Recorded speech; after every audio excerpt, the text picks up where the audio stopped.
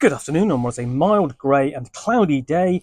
It is Wednesday, the 4th of September, and I'm in the reading nook with a nice hot cup of tea and a box to continue unboxing. And what I'm going to pull out of here is this. This is the second printing of the Outcast Silver Raiders occult medieval old school role playing, which was kickstarted and became very difficult to get hold of. And this printing is a slipcase edition as opposed to a box. So I've already done an unboxing of the player's guide. It's an old school Renaissance style setting and rule set in which the players, there are only three classes, warrior, rogue and sorcerer, and it is based upon the North, as in sort of like a dark version of medieval Scotland. So Outcast Silver Raiders is a blood-drenched occult medieval role-playing game in the old school tradition. The referee is the most exciting job at the table.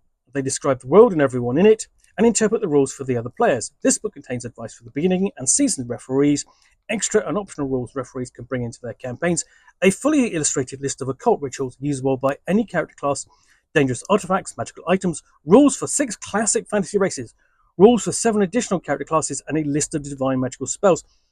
Referee's Compendium is the essential resource for running an Outcast Silver Raiders campaign.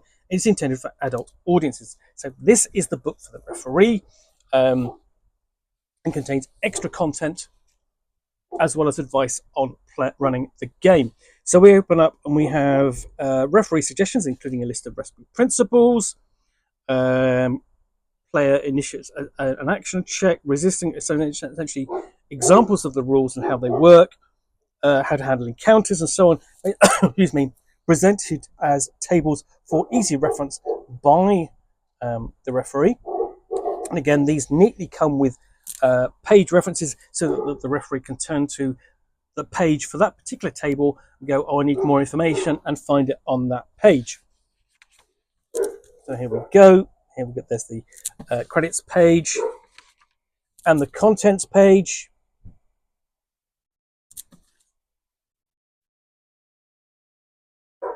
And God bless us, we've got some colour fiction, which leads into the blood-soaked, occult-drenched setting of Outcast Silver Raiders, and gives some kind of flavour and tone to it.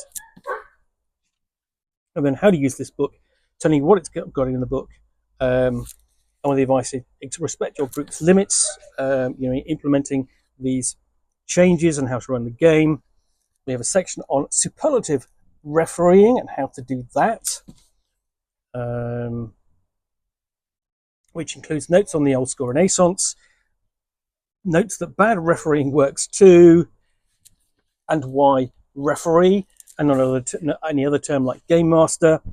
But just like the player's book, there are referee principles, so be clear and consistent, roll dice in the open, tempt the player characters with danger, but above all, in clear white on black, pull no punches. So, but then the other principles include pressure the players, reward creativity, welcome player styles, present places, not plots, don't gate progress, and so on. So, solid advice, including set the scene efficiently. What's the mood, what's interactive, what's dangerous, so on. But then we move on to how the game works, noting that this is a setting of scarcity, so the equipment is important. There are high prices for what you can find. Hit points are low. Simple, focused classes. So already seen that in the player's book with just the rogue, the sorcerer, and the warrior. No alignment. Limited magic setting, and then dungeons as an underworld, emergent randomness, and poker chip time tracking. So you will need a set of poker chips to go with this game, or some other tokens that will work. And then discussion of checks and saving throws, actual mechanics of the game, how to handle encounters and create them. So that includes follow the principles, but then take into account distance, surprise, reaction rolls, and that rolls into how to run combat scenes, because the core rules themselves are presented in the player's book. And then after all that, after the action, what are the rewards that you're going to give out to your players and their characters? So that can be treasure, it can be equipment, it could be retainers, it can be status. And if it's retainers, we've got a guide here to non-player characters. And then the action perhaps potentially of NPCs versus the outcasts. Special abilities and archetypes on these can sort of tie into various backgrounds.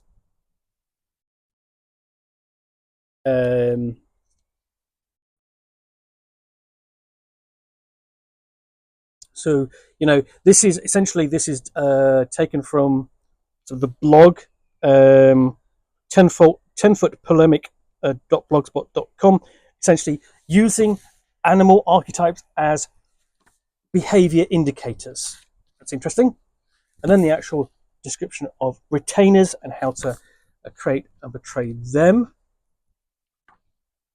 And then once the player characters get into the Mythic North, we have basically a broader overview of what they can do. So that includes large-scale projects, battle scenes, damaging objects, and chase scenes, all the way up to possessing or building a stronghold and managing it. And then for the game master, specific advice on how to run the world. So creating mysteries, but knitting the world together. Importing adventures. So you don't necessarily have to create adventures of your own. You can import them from other role-playing games, particularly from the OSR if they're appropriate. How to do that. And then we have another piece of colour fiction, a more blood-drenched artwork, and a discussion of ritual magic and how to integrate that, and the various rites. So things like, rite of bestial transformation, rite of contract, rite of corpse possession. Yeah, these are not good rites. Rite of cursing, rite of enchantment. Again, Outcast Silver Raiders. This is a dark role-playing game.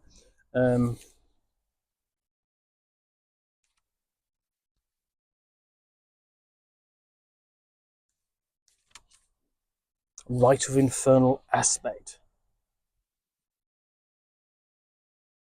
And then table of possible demonic transformations. So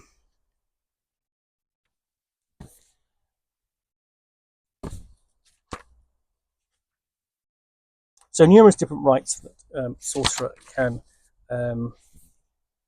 learn and cast if he truly wants to. And then we have a table of ritual mishaps, because hey, if you're going to cast dangerous magic, it's not just dangerous for the target, it's dangerous for you as well.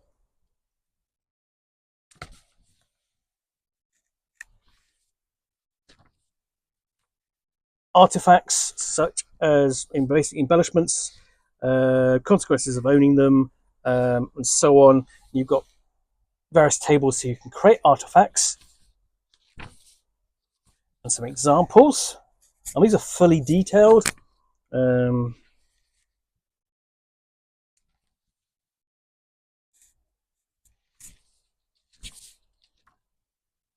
you've also got magical items, potions, scrolls, ammunition, dusts, oils, and other liquids. So there is someone pumping these unguents and things out. And the strange demise of Labersdottir, where this is going to be another piece of colour fiction.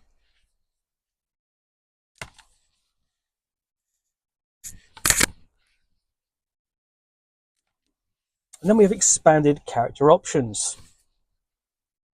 So this is notes on regarding fantasy races and other character classes here. And then, you know, possible ways of integrating them into the setting. That might be classes or races, travelers from afar, races from the strange, classes that are chosen, and so on. And then how to do them. So here are the various stats for your different classic fantasy role-playing classes: elves, dwarves, gnomes, halflings, half-elves, and half-orcs. And then we have the different classes. So we have the barbarian and his advancement, the druid,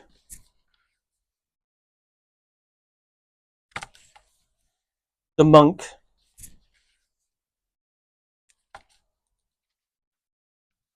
the paladin, and the priest, the ranger,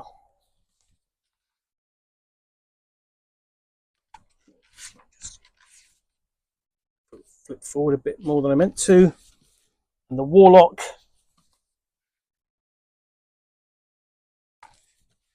and more fantastic artwork, and then a note on divine magic followed by a list of divine magical spells. So it's essentially for your paladin and your cleric, some sample spells,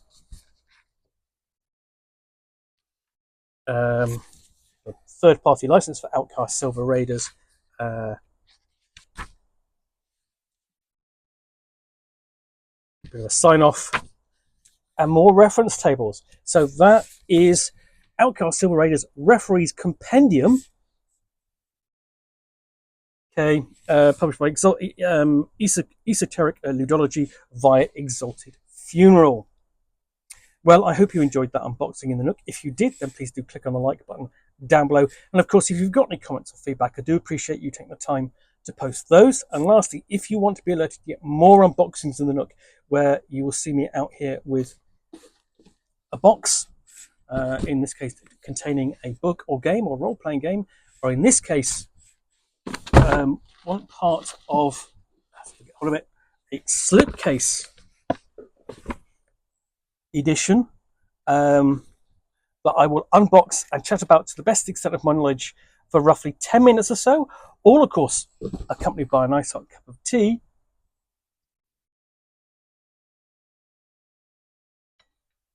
Then please do click on the subscribe button down below. Thanks again for watching another unboxing in the Nook. I will be back again soon with another one. Bye for now.